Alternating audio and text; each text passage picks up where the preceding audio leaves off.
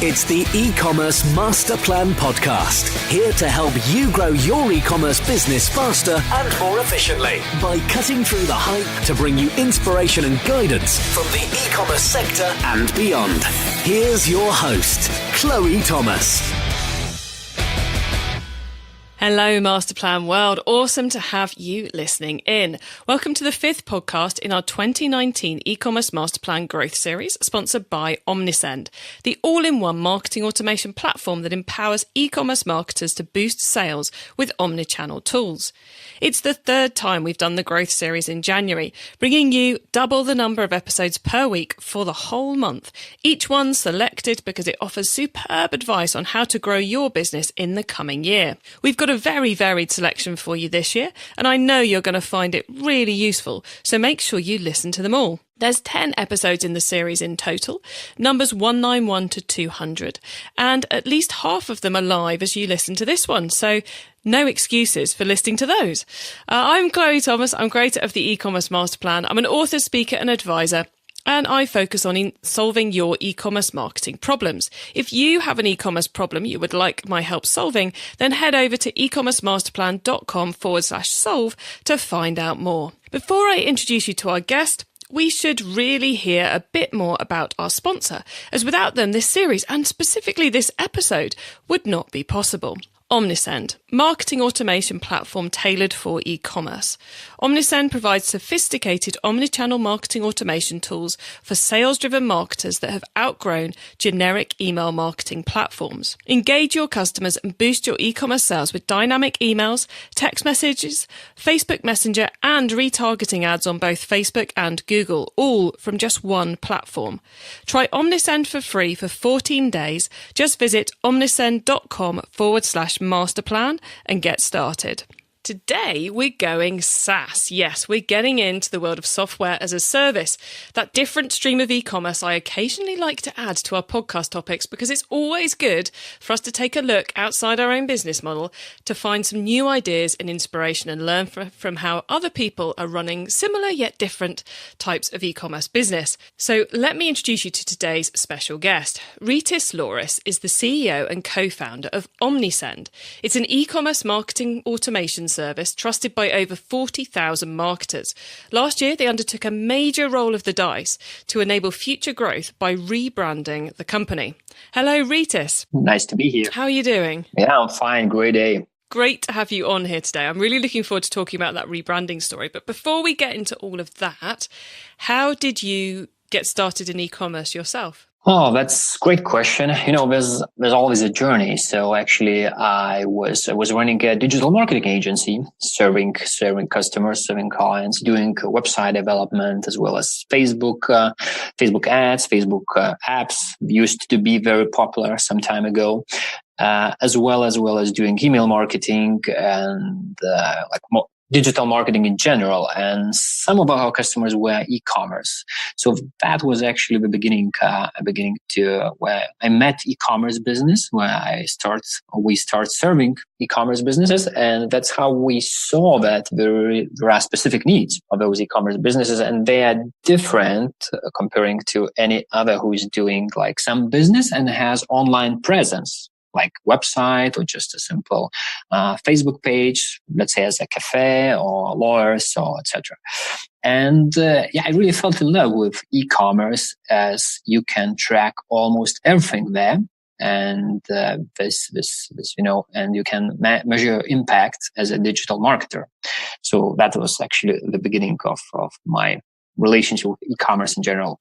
Just that discovery that it's so similar yet so different. I have to say that's one of the reasons I am forever loving e-commerce, because there's just such a clear and distinct set of things you have to do for it. Yeah, absolutely. Although attribution is still a huge challenge for any marketer, I guess, including those who are e-commerce marketers. Yeah, attribution, that's a biggie, isn't it? At least we can track it, which you can't in a lot of places, but who deserves the credit for the sale when it comes down to the traffic. I think ever since my very first probably my first ever day in e-commerce, there was a question mark about whether it was the catalog or the Google ads which drove the sale. And that's been the story for the last 15 years. And we're better able to track it, but working out who wins and who deserves the credit is a whole other nightmare. Absolutely agree.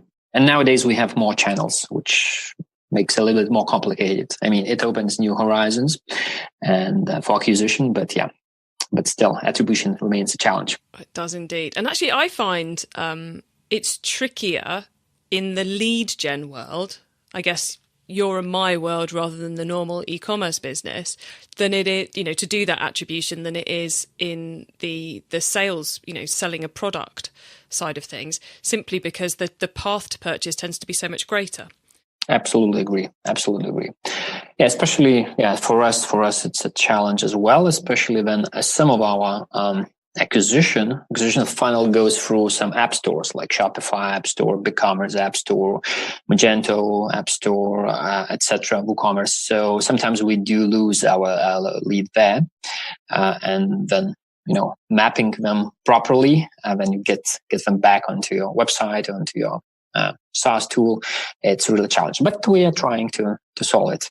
Yeah, but it interests me that the attribution I find is discussed considerably more in the e-commerce world than it is in the lead generation world, which is kind of, it seems a more front of mind problem in e-commerce than it does in lead gen, despite the fact in lead gen, it's probably a bigger problem. Yeah.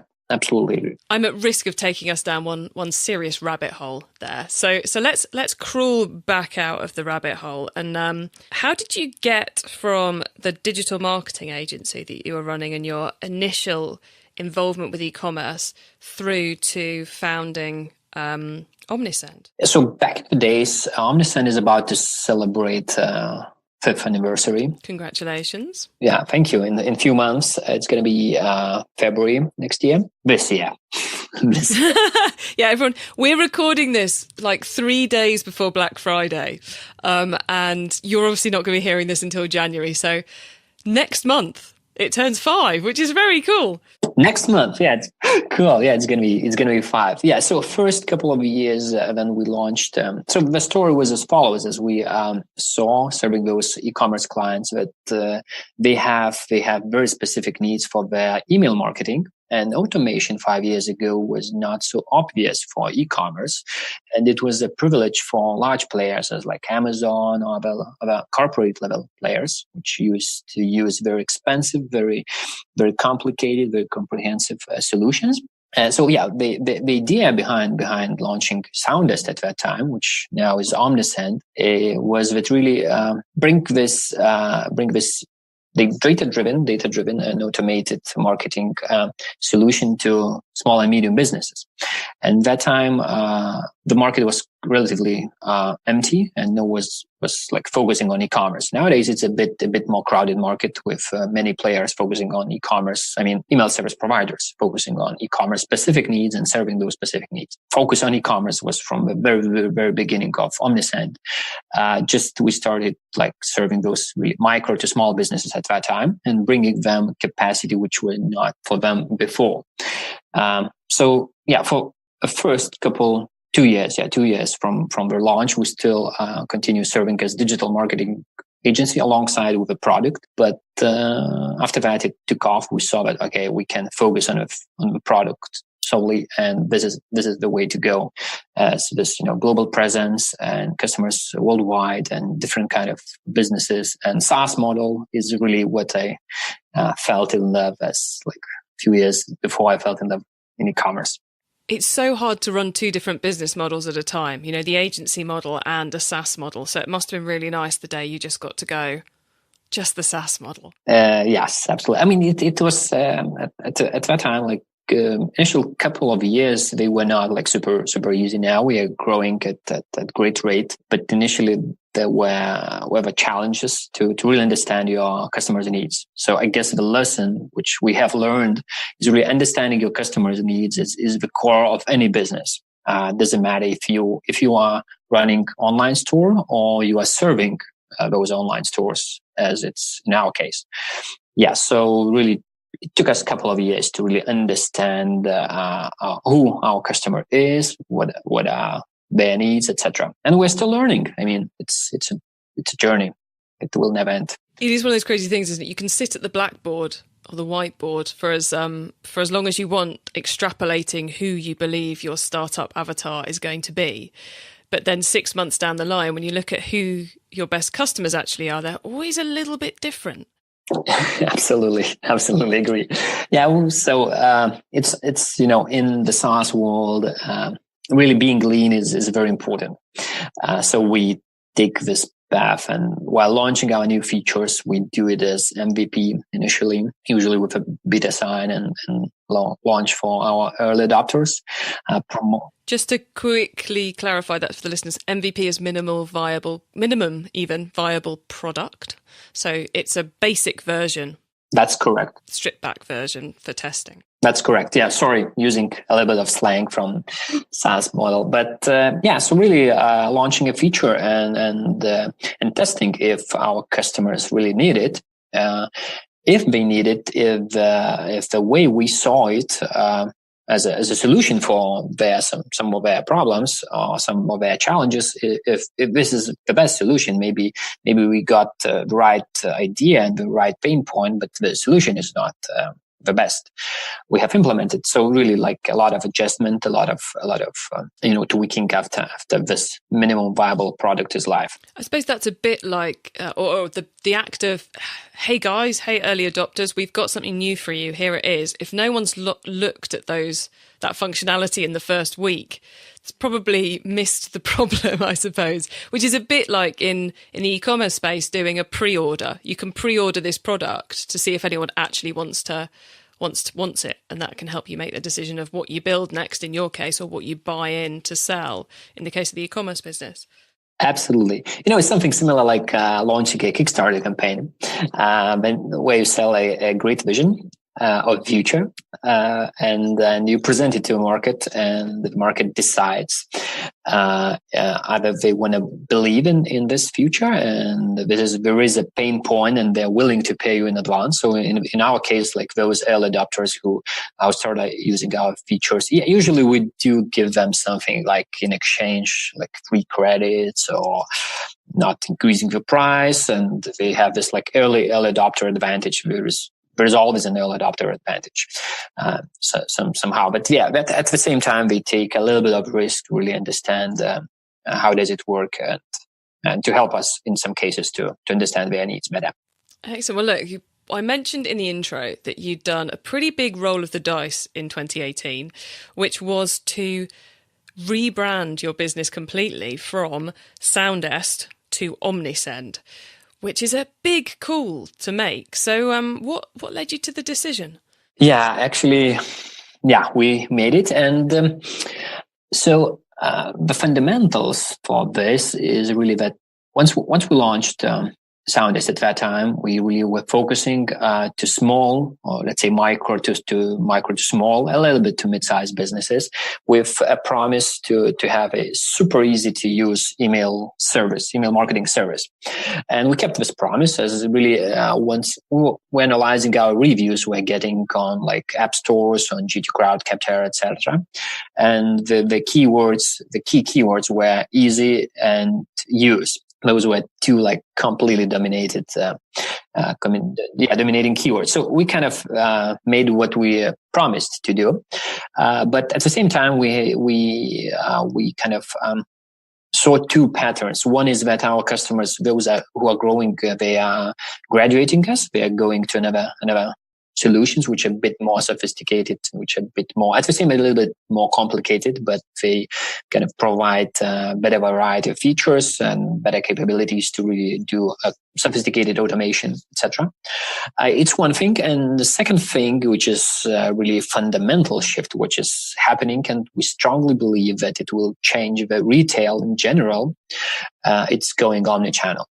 Both like ways you sell things. I mean, there will be no online or purely offline retail businesses in 5 to 10 years.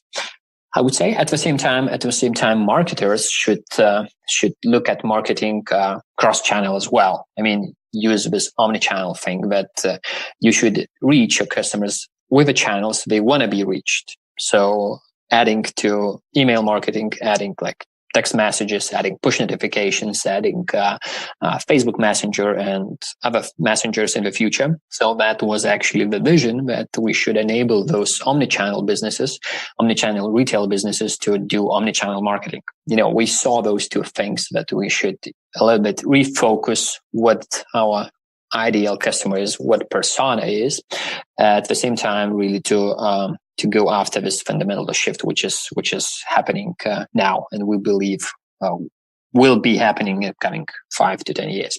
So I know many of us have probably had those days where they've gone, oh my God, we've only been selling earrings and the customers want necklaces, so we'll start selling necklaces again, which is a bit like the same thing you've been from, but they've shied away from doing the whole rebrand. So what was it after going, right, we need to update the vision for the next 5-10 years, we need to listen to our customers?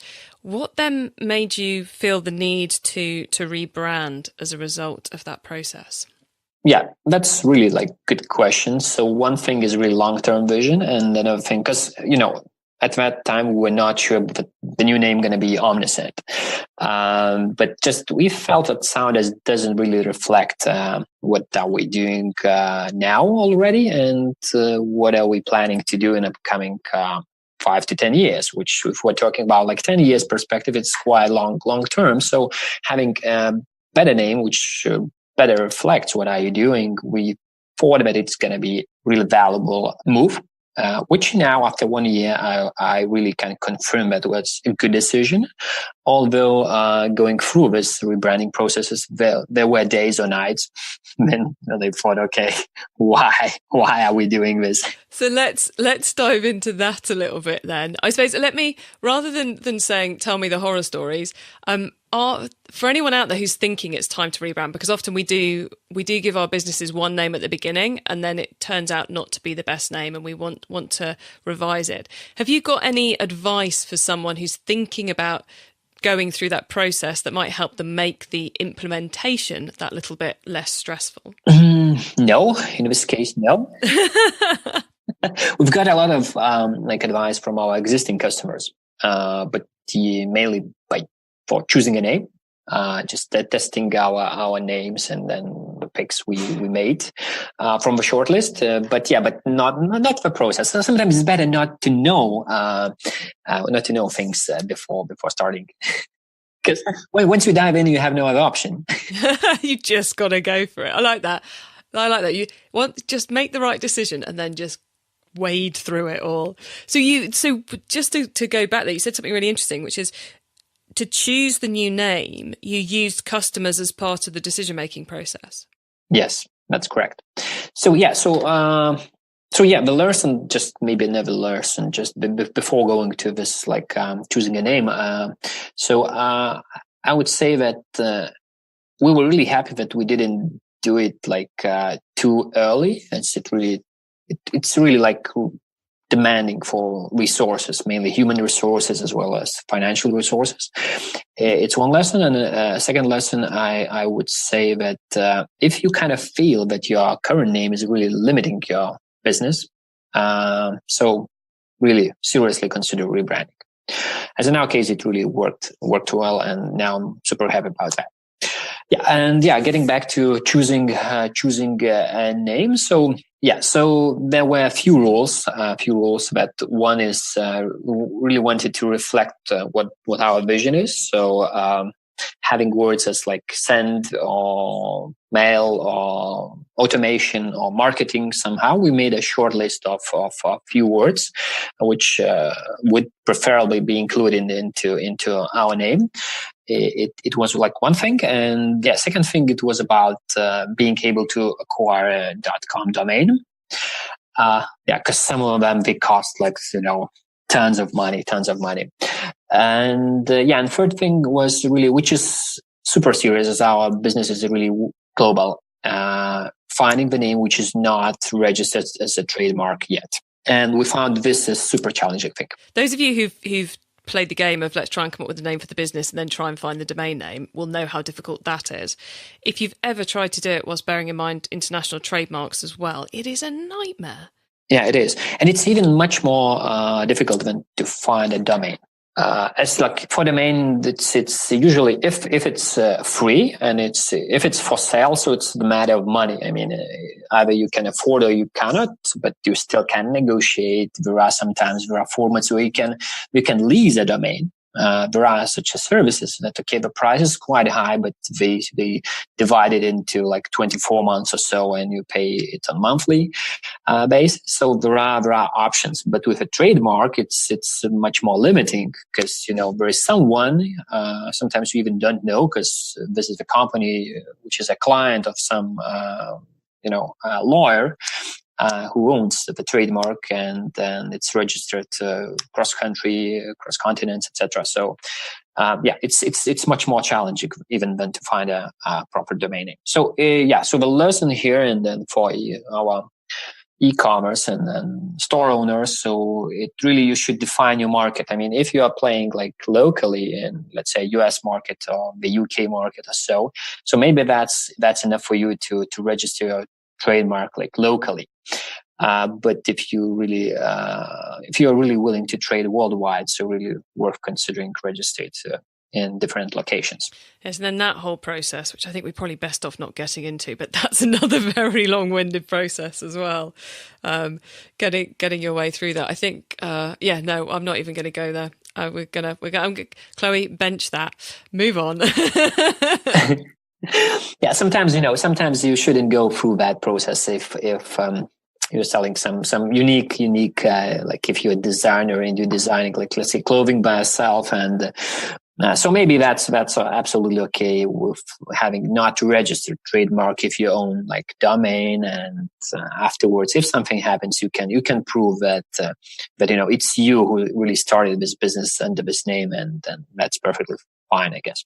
Even the choosing of the name is complex and time consuming and all the rest of it. But then implementing that change it's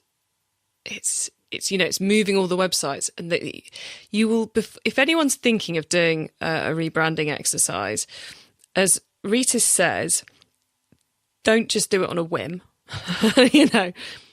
Make sure that your name really is limiting you, as Rytis said, and then I always think it's worth, just before you push the button on even the idea generation, just make a list of everywhere that brand name exists. Absolutely agree. Just to bear in mind the huge quantity of work you've got to fix that on everything that's connected to the business. Because it's not, in the old days, if you wanted to change the name of your physical retail store, you could just put up a new sign pretty much. It's somewhat more complex than that these days. Yeah, absolutely. And a part of our experience with a name change, we kind of saw some of our customers going through this rebranding process or moving a platform. E-commerce platform. So it's quite similar, I would say, that migrating from one platform to another is really challenging as well. And SEO, especially for e-commerce, it's crucial here to really properly make all the redirects and not to lose something for like technical SEO part is like super, super important. And especially if you have a lot of SKUs, a lot of products, which was not like super difficult in our case, as we had like relatively limited amount of pages and our website. So any online store have like a lot. It's more than us did, but still, like SEO part is like super important, and both technical and offsite SEO. Really, as you have mentioned, finding where you have been mentioned previously and really contacting those resources, asking to change your name, which is not that easy sometimes. No, and it's often as well, it's a project that then grows. So it's like, the product packaging needs to have the branding change. Well, let's just redesign the product packaging whilst we're doing that. And then it's like, and we've got to rebrand the website, and the logo's actually gone from red to blue. So we better do the whole, let's just shift platform at the same time. And all of a sudden you've kind of thrown the entire business up in the air and watched it fall down. So I think there has to be you have to be a bit careful about what you agree to include in the rebranding process. Did you find that was a bit of a challenge? Yeah, that that was definitely. And as you said, it was a constantly growing project. Every day it became bigger and bigger. But just after rebranding, it started becoming smaller. As the day when we changed the name, it was not the end of the process. It was just some intermediate pit stop, I would call it. And afterwards the project continued, like really replacing all the backlinks, trying to replace them, and even some technical legacy things. You should do it as well after. So it took us at least like half a year, even a little bit more, to really finalize this rebranding process. After the name was changed and the domain was changed and the logo was changed. Yeah, so it's a process. And then the whole work starts again, telling the customers, this is the new name. This is why we've changed it. Because, of course, the why is what they really care about, because that's, the whole catalyst for this whole process was them, and why you've decided to make the shift, and then explain to them why you made the shift, why it's great for them and all the rest of it, as well as just making sure they've realised they actually open your communications, is a whole other project in and of itself. Yeah, absolutely. And explaining for your current customers, as well as going after new customers. And after rebranding, you have a new message a little bit. Okay, sometimes maybe you can keep the same message. In our case, we really changed messaging and our USP, going from really easiness of use, which is still really is the case. We are building our product to be super easy to use for anyone, but just wanting really enabling those smart marketers to do great things for their online stores and their online businesses. But the positioning is really from easiness of use, and from micro businesses to from the merchants, who are usually soul-man show and soul-man business, going to mid-size and larger companies with marketing teams and marketers, etc. So really repositioning that you always have still this legacy positioning when you talk to a new prospective customer, let's say, and you explain your new positioning, but sometimes online we can still find your old positioning somewhere, in some legacy article, in some podcast, etc. And so this is where you have a challenge to explain why is it so, what has changed here. Yeah, and at least in your case, the previous positioning very much supports the new positioning, but there are times when a rebrand can be from pointing east to pointing west instead, and that's a whole other thing. But let's not go into that. Instead, let's head into the top tips round. And here is a reminder of our sponsor, Omnisend, the marketing automation platform tailored for e-commerce. Omnisend provides sophisticated omnichannel marketing automation tools for sales-driven marketers that have outgrown generic email marketing platforms. Engage your customers and boost your e-commerce sales with dynamic emails, text messages, Facebook Messenger, and retargeting ads on both Facebook and Google, all from one platform. Try Omnisend for free for 14 days. Just visit omnisend.com/masterplan and get started. Okay, as you all know, I love the top tips round because it gives all of us some really quick ideas for taking our businesses to the next level. So Rytis, first up, the book top tip. If everyone listening to this podcast agreed to take Friday off and read a book to make their business better, which book would you recommend? It's Hard Things. It's Hard Thing About Hard Things. It's really not about e-commerce, but about the mindset in general. Although it's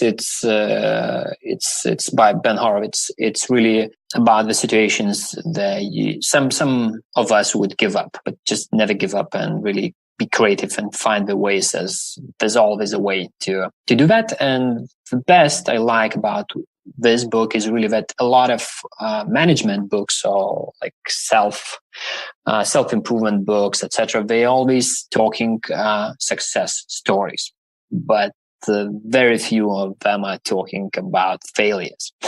And failures, they do exist in our lives, in our businesses, and it's really, really part of a journey which should be taking. I mean, you cannot shortcut in this case. You have to make a certain amount of failures to get into success. Yeah, so that's a book about failures, and therefore I really like it. I mean, feeling just a human and, Given how often we all say you learn more from or many of us say, you learn more from your failures than you do from your successes, it is surprising how few books there are out there that actually talk about the failures. Absolutely, because the history is written by winners. So once you become a winner, I guess you just forget about your failures. Let's move on to the traffic top tip. Which marketing method do you either prize above all others or think doesn't get the press it deserves? Marketing method. So I would say text messages as a channel. It's really start getting traction again. SMS as a channel. It used to be quite popular, and then email really made them not that popular anymore. And now then. Smartphone is a default as a phone, and really text messages became as any other messaging solution with the links, with clickable links, with unsubscribe options, etc. So I really feel and see the renaissance of SMSs. Okay, I'll have to keep an eye out for that one this year then. The tool top tip, maybe a collaboration tool, a social media plugin, a phone app, or just a way of working. Is there a cool little tool you use that makes you and your team more efficient from day to day? Buffer, I would say. The social media sharing service. Yeah, social media sharing, yeah. Mm-hmm. Okay, then growth top tip. If you met someone today who's focused on growing their e-commerce business from 100 orders per month to 1,000, what would be your number one tip for them? Just, do things.